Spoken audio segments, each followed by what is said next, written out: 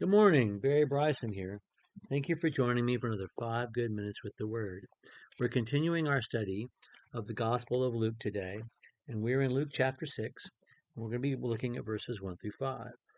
We're in the middle of this string of accounts where the relationship between Jesus and the Pharisees devolves, or I should say, their response to Jesus devolves from fear, reverence, glory, faith that we have when they first encountered Jesus to absolute rejection of Jesus and the plotting to destroy him. So at first they were only thinking it, and then they spoke it to the disciples, and then they spoke to Jesus about his disciples in connection to their traditions. And today they're going to speak to Jesus about his disciples in connection to the actual law of Moses. And so the conflict keeps ramping up. In other words, Jesus' teaching, which is directed to them, that is so clear. He speaks in short declarative sentences without any semicolons. There's not point A to point B to point C, thus D must be true. It's just saying the truth.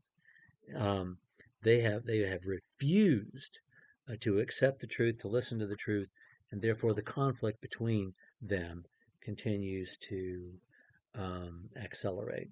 Okay, chapter 6, verses 1 through 5. It came about on a certain Sabbath, he was passing through grain fields, and his disciples were picking and eating the heads of wheat, rubbing them in their hands. But some of the Pharisees said, "Why do you do what is not lawful on the Sabbath?" Jesus answering them said, "Have you not read what David did when he was hungry, he and those who were with him, how he entered the house of God and took and ate the consecrated bread, which is not lawful for any to eat except the priests alone, and gave it to his companions? And he was saying to them, the Son of Man is Lord of the Sabbath." I wish we were reading Mark's account of this, because Mark includes a couple of key elements that are important for us that may not have been important for Luke's readers, but that's okay. We have the Gospel of Mark and we can go back and read it. It would have been very important to the Jewish readers of the Gospel. Um, um, but anyway, let's talk about what's happening. This is about the actual law of Moses. And if you want to go back and see what applies, you go back to chapter 20, verse 10, and chapter 23, verse 12. Let's talk about what the law says, what they were doing, and what the law says. They're going through the grain fields, so the grain is ripe, ready to harvest. When you were a kid, did you ever, if the grass had gone to seed, pull out a stalk and rip the seeds off? Well, that's what they were doing. They were pulling the grain heads of the wheat, and they were pulling the wheat off, and then they were putting the seeds in their hands to separate the chaff from the wheat. They were going to blow the chaff away, and they were popping the grains in their mouth, like first century corn nuts, I mean, that's what they were doing. That's what they were doing.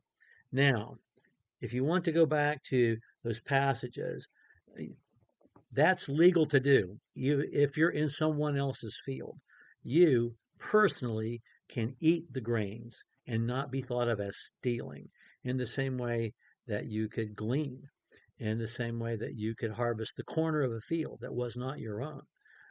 That was part of the social safety net. That was not considered threshing grain. If you got enough grain to thresh, then you've robbed that man. If you have to use a winnowing fork, you've robbed that man of his property, and that's a sin. But this is not a sin, because you haven't robbed him of anything. That little bit of grain that nourishes you personally, that's okay. However, what is forbidden on the Sabbath day is um, threshing grain.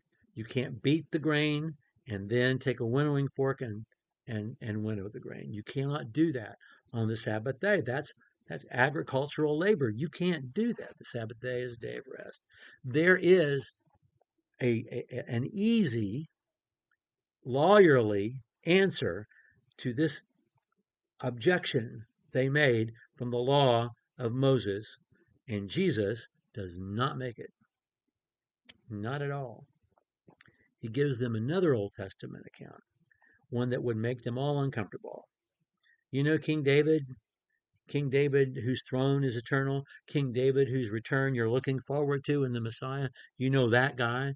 Do you remember when he fled from Saul and how he went to Abiathar, the high priest, and how he lied to him about why he was there and about having men with him that he didn't have, and that he was hungry and he ate the showbread that was consecrated, and it was such a violation of the law of Moses.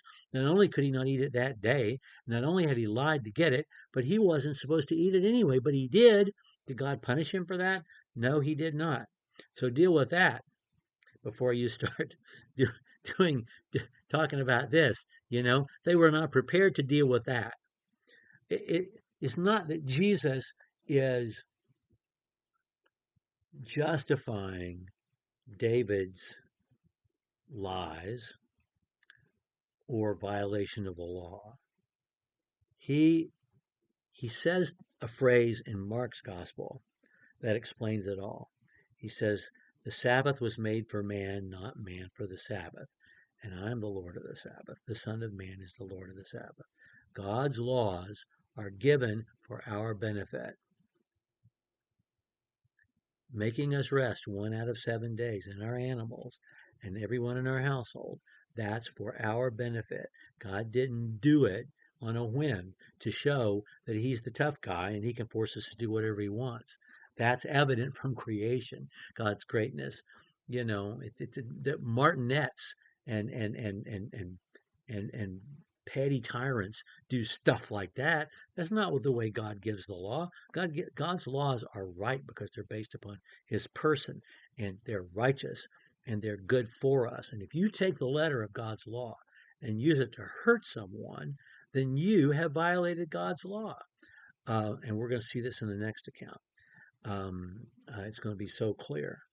But he does communicate this: I'm the Lord of the Sabbath. So throughout all of this, he is using clear, concise logic, the Old Testament scriptures, the Old Testament examples, his power to perform miracles, to challenge their cognitive dissonance, and to demand they believe in him as Messiah. And they just won't do that. They're not going to give up their position. They're not going to give up their assumptions. They're not going to give up their traditions for anything, not even for the Messiah that God has sent for our salvation.